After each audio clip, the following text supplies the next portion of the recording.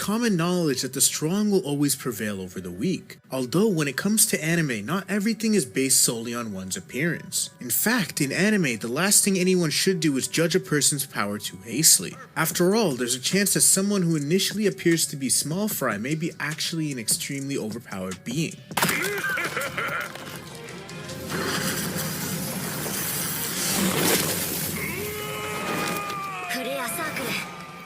In that case, anyone that makes the mistake of looking down on them or making them mad better watch out. And today we'll take a look at 10 new isekai anime where the main character looks weak but is strong as hell. Before we begin, be sure to drop a like and subscribe down below for more anime top 10s. And without further ado, let's get right into the video.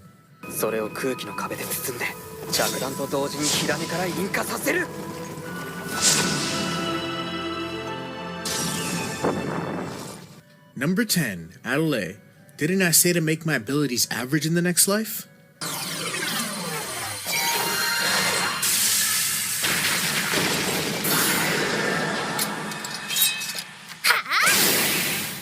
Hilariously, Adelaide isn't even the strongest person in her universe, but when she was reincarnated, she requested she be made into the average character, hence the title of the anime, and instead is made the average of all beings in the universe. This makes her several thousand times more powerful than an average person, which means she excels at magic and physical abilities with ease. Even when she tries to cast abilities that end up failing, she winds up making more powerful versions that impress even advanced level magicians. Overall, this show is very lighthearted and features an isekai element in the form of escapism that everyone would desire.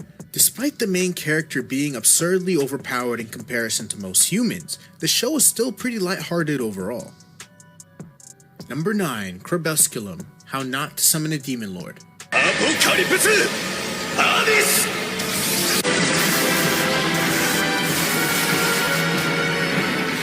When you think of a demon lord, you probably imagine something along the lines of monstrous and all-powerful. However, Crepusculum is the exact opposite of that. Despite being a demon lord, she appears in the form of a little girl, and is more interested in satisfying her sweet tooth than inflicting destruction upon other races. However, if the people she cares about are in danger, she will awaken into her true form. In this state, she possesses unlimited magical powers that can bypass any defense. Even Diablo's defense spells were useless against her overwhelming strength.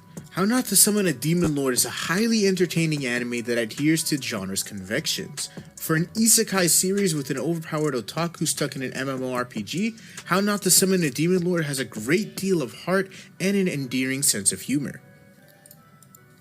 Number 8. Wendelin von Baumaster. The 8th son? Are you kidding me?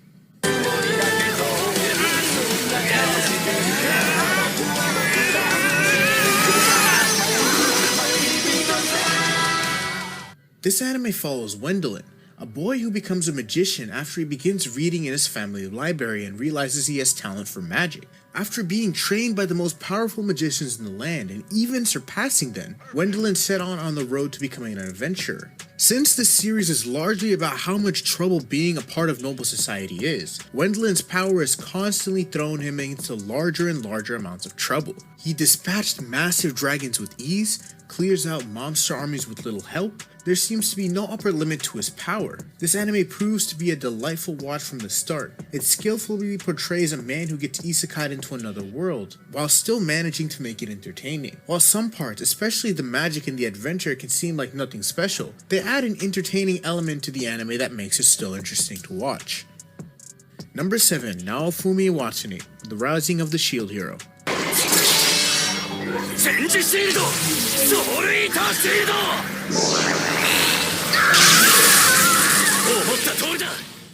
Naofumi Iwatani came into the isekai world as the ultimate underdog. Not only did he have a relatively limited skill as a hero, but he immediately had an entire empire conspiring against him. Not one to let social prejudice get to him, Naofumi perseveres to continue adventuring and getting stronger, overachieving in the process. Equipped with more diverse shields than Batman has batarangs, Naofumi has both intelligence and power to take on a wide variety of challenges. Whether he's defending against attacks or just trapping people within his own shield, Naofumi has proved that an immovable object can also be an unstoppable force.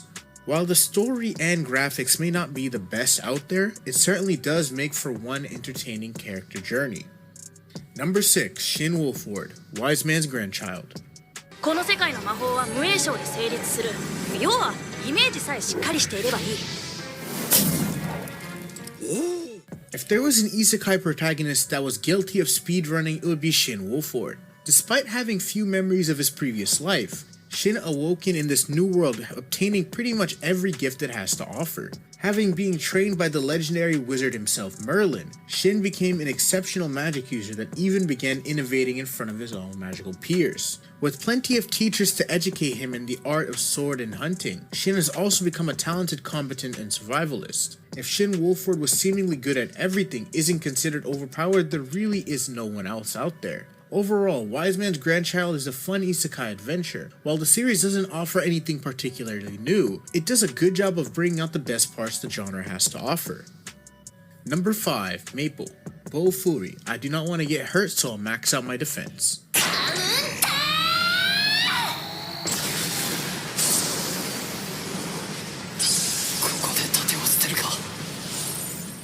Maple is the main protagonist of the anime and is truly a terrifying raid boss to encounter. Don't let her cute outer appearance fool you, because this monster can one-shot you if you're not careful. All jokes aside, Maple is a cute ditz with very little gaming experience under her belt. Through her wholesome character traits, she also happened to stumble across the most overpowered tank known to mankind. As frosting on the cake, the game devs had no idea how to deal with her becoming so powerful. Number 4. Yuna. Kuma Kuma Kuma Bear.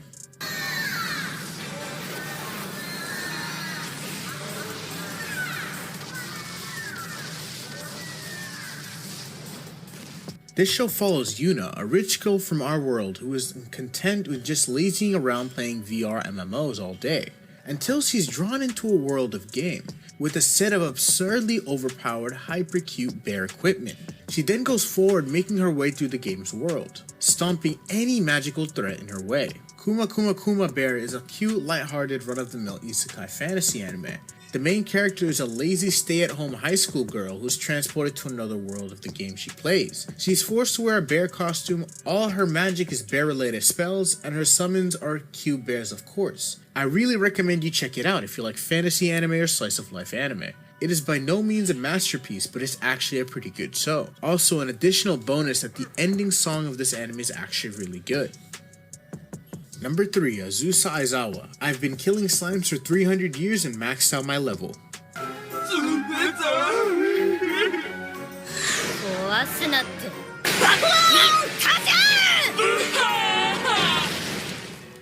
Everybody needs a vacation now, and no one needs it more than Azusa Aizawa. After overworking herself to death, she's granted the opportunity to be reborn as an immortal witch in another world. She takes the opportunity to think of an eternal vacation, but after hundreds of years of killing minor enemies, Aizawa has maxed out her abilities and become overpowered. Fearing that this would bring unwanted attention, she struggles to conceal her powers as legends about her begin to spread. At the very least, she's one of the more humble isekai protagonists. I've been killing slimes for 300 years and maxed out my level is an entertaining slice-of-life series. The novelty of the title draws your interest, while the interesting twists and turns will keep you turning each page. It is a shame that the sweet series is plagued by issues in its English release.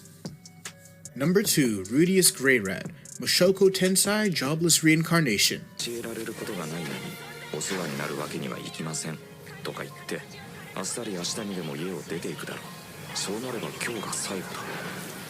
This anime starts off with a pretty basic introduction, as an unknown 34-year-old NEET is killed in a car accident. After we see his final moments of life in the modern world through his eyes, we then see him instantly reborn, or I should say reincarnated into an unknown fantasy world as a baby named Rudius Greyart. To say the introduction of this anime was strange comes as an understatement. Rudy's personality as a former NEET and perverted otaku comes off quite well through his actions. Regardless of his pervy nature, this anime shows Rudy can, in fact, use his brain for non-perverted action scenes. Due to his presumably bountiful amount of already accumulated knowledge, his affinity for magic, and his ability to learn things quickly due to being a child, Rudy's able to pick up magic quite easily and even becomes a prodigy at it. Number 1. Rimuru Tempest. That time I got reincarnated as a slime.